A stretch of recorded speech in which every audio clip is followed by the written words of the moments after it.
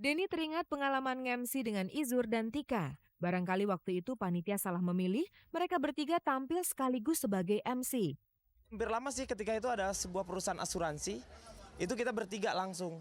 Jadi saya, Isur, sama Tika bertiga nge-MC-innya. Itu ternyata permintaannya juga salah mereka. Ternyata yang mereka minta itu Lingua bukan kita. Makanya saya langsung malu. Kenapa ya? Aku udah kayak Franz, kamu kayak Amara gitu ya.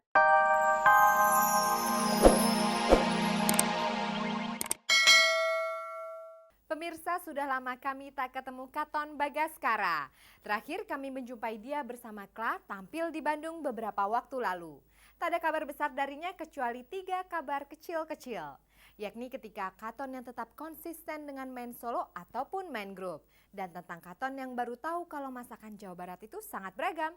Dan tentang Katon yang tak berminat lagi main sinetron. Pemirsa, ini adalah Katon Bagaskara bersama Lilo dan Adi dalam pertunjukan Kla di Bandung beberapa waktu yang lalu. Bagi Katon, sejauh ini ia tetap menikmati kebebasannya sebagai penyanyi. Dalam arti, sewaktu-waktu ia bisa menyanyi bersama Kla, lain waktu ia bisa menyanyi sendirian alias solo. Jauh ini semuanya harmonis, asik banget karena manajemen kami nih, Kla juga sama Katon tuh benar-benar kerjasama dan siapa yang lebih dulu kontrak dia yang dapat gitu. Itulah enaknya Katon. Ia bisa membuat pertunjukan bersama Kla, bisa pula tampil sendirian tanpa Kla. Namun penonton sudah terlanjur mengidentikan Katon dengan Kla. Lagu Katon sebagai penyanyi solo dan lagu Katon sebagai penyanyi Kla sulit mereka bedakan. Mungkin mereka juga udah bias ya, kayaknya kadang-kadang lagu gue Cinta Putih diminta di Kla. Demikian juga waktu gue solo album juga mereka minta lagu Jogja, terus lagu Semoga. Nah ini kadang-kadang perlu dijelasin satu-satu. Lain kali undang Kla pasti dapat lagu ini, lain kali undang Katon pasti dapat itu. Jadi ya buat gue sih asik banget rezekinya jadi 2 kali show. Pemirsa, lainnya yang menarik dari Katon di luar pertunjukannya di Bandung ini adalah ia baru tahu bahwa masakan Sunda itu ternyata beragam. Gue tuh udah berapa kali pergi ke Bandung dan baru tahu 3 bulan terakhir ini malah masukan Sunda itu bervariasi gitu. Jadi selama saya pergi ke Bandung selalu diajak makanan Sunda tuh cuma gurame goreng, ikan mas goreng, sama lalap. Jadi saya pikir oh orang Sunda emang makannya ginian terus ya. Terus terakhir saya diajak sama beberapa temen, beberapa karib gitu ke satu restoran Sunda yang benar-benar khas, yang ada usus goreng, ada paru goreng, ada ayam goreng yang golden brown gitu, yang warnanya coklat emas. Dan itu baru gue pikir gila masakan Sunda gue bisa ngefans dan selama ke Bandung akhirnya gue selalu nyari makanan itu. Begitulah pemirsa, seperti disebutkan oleh Herawati presenter kabar-kabari tadi, tidak ada berita besar dari Katon Bagaskara kecuali 3 berita kecil-kecil, yakni tentang Katon yang bebas bernyanyi solo maupun grup, kemudian Katon yang baru tahu tentang beragamnya masakan Sunda, dan yang berikut ini tentang Katon yang baru sempat 1 kali main sinetron, tapi setelah itu ia tidak mau main lagi. Saya main sinetron lagi?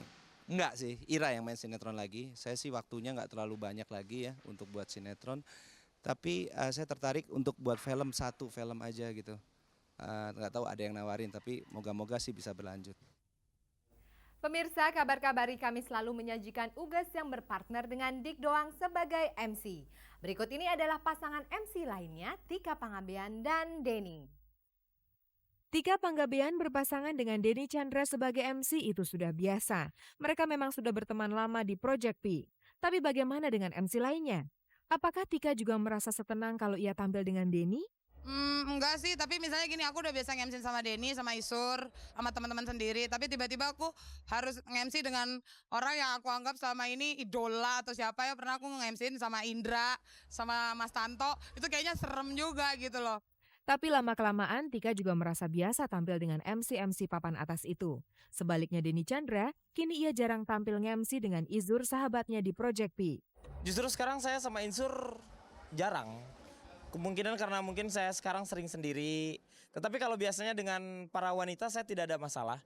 Saya pernah karena satu grup sama Tika, saya paling sering sama Tika mungkin. Jadi tidak usah terlalu banyak masalah konsolidasi ke dalamnya gitu. Tapi kalau sama Ulfa juga pernah, sama Uges juga pernah, sama Sarah Sechan juga pernah, sama Indi pernah, Mutia juga pernah, hampir rata-rata saya pernah sama mereka gitu. Denny teringat pengalaman nge-MC dengan Izur dan Tika. Barangkali waktu itu panitia salah memilih, mereka bertiga tampil sekaligus sebagai MC. Hampir lama sih ketika itu ada sebuah perusahaan asuransi, itu kita bertiga langsung. Jadi saya, Isur, sama Tika bertiga nge-MC-innya. Itu ternyata permintaannya juga salah mereka. Ternyata yang mereka minta itu Lingua bukan kita. Makanya saya langsung malu. Kenapa ya? Aku udah kayak Franz, kamu kayak Amara gitu ya. Sebagai MC, Tika Panggabean jarang terlihat tampil sendirian. Rupanya ia masih suka tampil dengan MC lain. Jujur aja emang dari dulu aku sampai saat ini belum mau bener untuk MC sendiri. Jadi kalau misalnya jadi kalau misalnya tawaran itu datang ke kantor, biasanya akan ditanya, Tika itu berpasangan dengan siapa? Boleh dari P-Project, boleh dari orang luar. Karena aku berangkat nge-MC-in itu memang udah bareng-bareng, jadi kayaknya lebih seneng teamwork gitu lah. Dan kayaknya kalau nge-MC-in berdua lebih seru dibandingin sendiri. Mungkin boleh dibilang gue belum pede aja nge-MC-in sendiri, tapi kalau untuk acara-acara kecil kayak jadi moderator gitu-gitu ya, atau acara-acara yang tidak terlalu besar, rame, aku berani sendiri. Tapi kalau udah acara besar kayak gini, mendingan berdua deh. Dalam senioritas, Denny di atas Tika. Tapi dalam soal bayaran, sebaiknya tidak ada perbedaan senior dan junior. Kalau misalnya kita masih berpikiran kepada junior dengan senior, kayaknya enggak. Kita lebih ke kemampuan mereka. Ini baru Tika juga baru naik gaji deh kalau nggak salah ya. Sekarang mulai naik sekarang tingkatannya. Udah mulai mendekati dia itu. Mendekati topnya. Sekarang tinggal satu langkah lagi. Ya menyamai Denny kayaknya. Ya nggak tahu, itu kan ada tim penilai ya di kantor. Kalau emang udah saatnya nanti nyamain, tapi nggak enak juga ya. Sama emang enggak juga. Enggak. Tapi yang aku tahu kemarin dari laporannya Tika naik dan enggak berarti kalau saya sekarang berada di atas, di posisi atas berarti tidak saya turun, enggak. Karena sama aja gitu, karena berdasarkan sebuah penilaian, karena misalnya saya udah nggak pernah main bersama mereka berapa kali, terus nge-MC-in sendiri di luar jangkauan evaluasi mereka, itu mungkin saja saya turun. Begitulah aturan honorarium di kantor mereka. Semuanya sudah diatur dan tinggal menunggu order. Yang terjadi sekarang sebenarnya saya ingin bersatu semuanya. Karena sampai saat ini, detik ini, belum ada yang memastikan untuk, tetapi kalau tawaran sudah ada beberapa. Tetapi belum ada yang memastikan ini harus begini, karena kita strateginya sih pengennya ngumpul semuanya. Jadi ada popnya, ada project P-nya, MC-nya juga kita main bersama-sama lah.